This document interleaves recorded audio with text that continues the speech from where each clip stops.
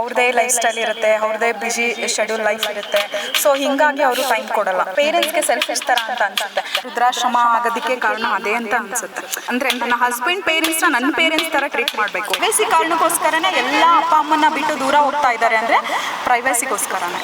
Madam, ಇವಾಗ ಇತ್ತೀಚೆಗೆ ನಾವು ನೋಡ್ತಾ ಇದ್ದೀವಿ, ವೃದ್ಧಾಶ್ರಮಗಳ ಸಂಖ್ಯೆನೇ ತುಂಬ ಜಾಸ್ತಿ ಆಗ್ತಾ ಇದೆ. ಸಮಸ್ಯೆ ಕಂಡು ಬರ್ತಿದೆ ಅಂತ ಹೇಳ್ತೀರಾ? ಈಗ ಕುಟುಂಬಗಳಲ್ಲೇ ಯೂತ್ಸಿಂದ ಸಮಸ್ಯೆ ಆಗ್ತಾ ಇದೆಯಾ, ಇಲ್ಲೋ ವಯಸ್ಸಾದವರಿಂದ ಸಮಸ್ಯೆ ಆಗ್ತಿದೆಯಾ?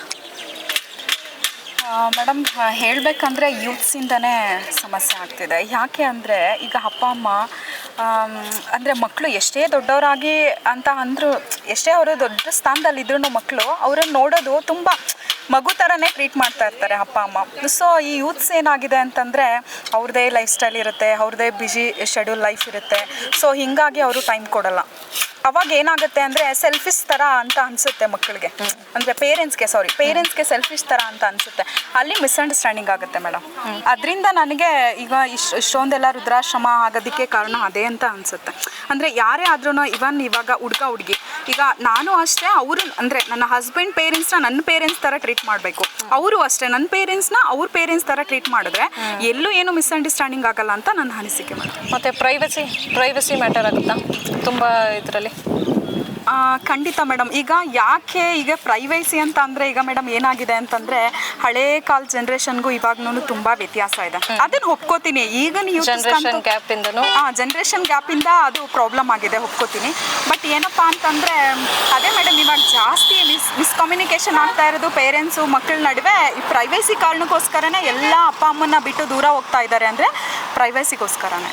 ಆಮೇಲೆ ಈಗ ಪೇರೆಂಟ್ಸು ಕೆಲವೊಂದು ರೂಲ್ಸ್ ಆ್ಯಂಡ್ ರೆಗ್ಯುಲೇಷನ್ಸ್ ಇರುತ್ತೆ, ಮಕ್ಕಳು ಹಿಂಗೆ ಇರಬೇಕು.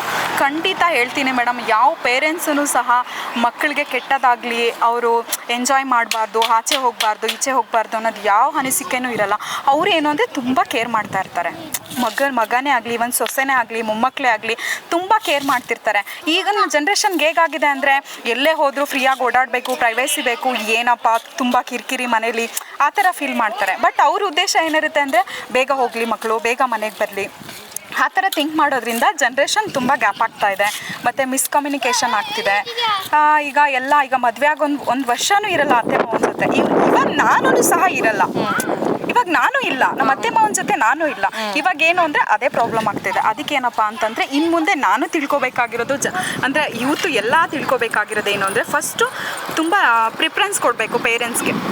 ಈಗ ನಾವೇನು ವರ್ಕ್ ಮಾಡ್ತಾ ಇದ್ದೀವಿ, ನಾವು ವರ್ಕ್ ಮಾಡ್ತಾ ಇರೋ ಜಾಬ್ಗೆ ಯಾವ ಥರ ಪ್ರಿಫರೆನ್ಸ್ ಕೊಟ್ಕೊಂಡು ನಾವೆಲ್ಲ ನೀಟಾಗಿ ಮಾಡ್ಕೊಂಡು ಹೋಗ್ತೀವಿ, ಅದೇ ಥರ ಫಸ್ಟ್ ಪ್ರಿಫರೆನ್ಸು ಪೇರೆಂಟ್ಸು ಕೊಟ್ಟು ಅವ್ರಿಗೆ ರೆಸ್ಪೆಕ್ಟ್ ಮಾಡಿ, ಅವರು ನಮ್ಮವರೇ, ಇಷ್ಟು ದಿನ ನಮ್ಮನ್ನು ಸಾಕಿದ್ದಾರೆ, ಸಲ್ದಿದ್ದಾರೆ, ನಾವು ನೀಟಾಗಿ ಇನ್ಮೇಲಿಂದ ಅವ್ರನ್ನ ನೋಡ್ಕೊಂಡು ಹೋಗಬೇಕು. ಈಗ ನಾವು ಹಿಂಗೆ ಪ್ರೈವೇಸಿ ಕೇಳ್ತೀವಿ, ಅವರು ಹಂಗೇನೆ. ಈಗ ಮಕ್ಕಳು ಸೆಲ್ಫಿಸ್ಟ್ ಆಗ್ತಿದ್ದೀವಿ ನಾವು, ಅವ್ರಿಗೆ ಹಂಗೆ ಅನ್ನಿಸ್ತಿದೆ ಪೇರೆಂಟ್ಸ್ಗೆ. ಸೊ ಹಾಗಾಗಿ ಎಲ್ಲ ಅರ್ಥ ಮಾಡಿಕೊಂಡು ನಾವು ನೀಟಾಗಿ ಹೋದರೆ ಎಲ್ಲೂ ಏನೂ ಸಮಸ್ಯೆಗಳು ಆಗಲ್ಲ. ಎಲ್ಲರೂ ಜಾಯಿಂಟ್ ಫ್ಯಾಮಿಲಿ ಇರ್ಬೋದು ಅಂತ ನನ್ನ ಅನಿಸಿಕೆ ಮೇಡಮ್. Thank you madam.